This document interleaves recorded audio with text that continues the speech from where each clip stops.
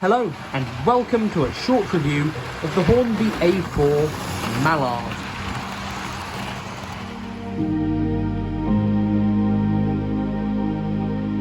This is the box that mine came in, which is absolutely trashed. Originally there would have been a very nice illustration of the locomotive as an insert to go over the top of the polystyrene, which mine is missing.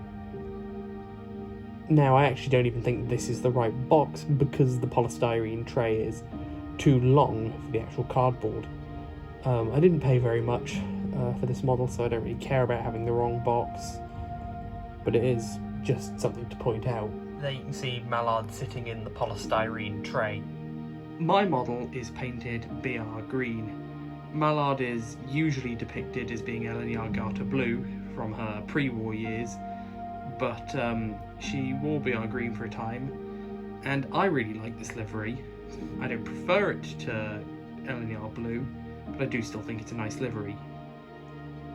You can see at the front of Mallard there is a large D-type tension lock coupling, which I know I'm sure a lot of people wouldn't like, because realistically, how many times are you going to run this model tender first with the carriages being pulled from the front?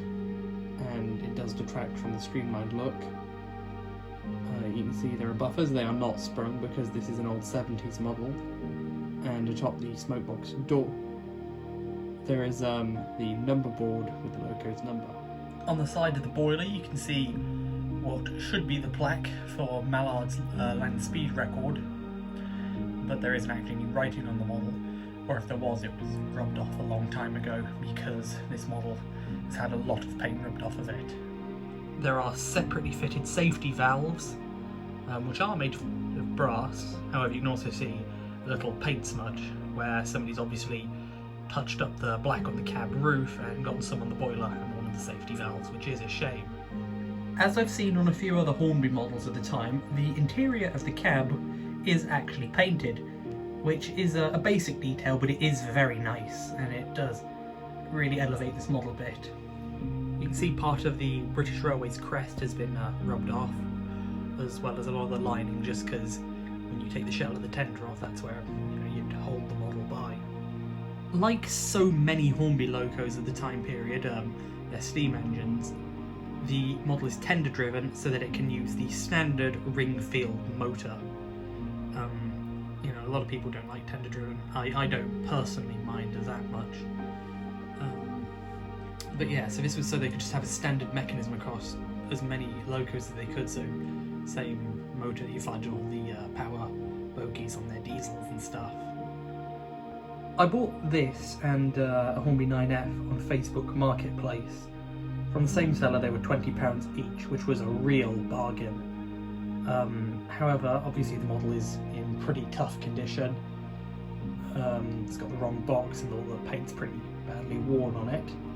So I had a quick look on eBay and just to see what a mint condition example of one of these would cost, and I saw one advertised for about £60, one for about 70.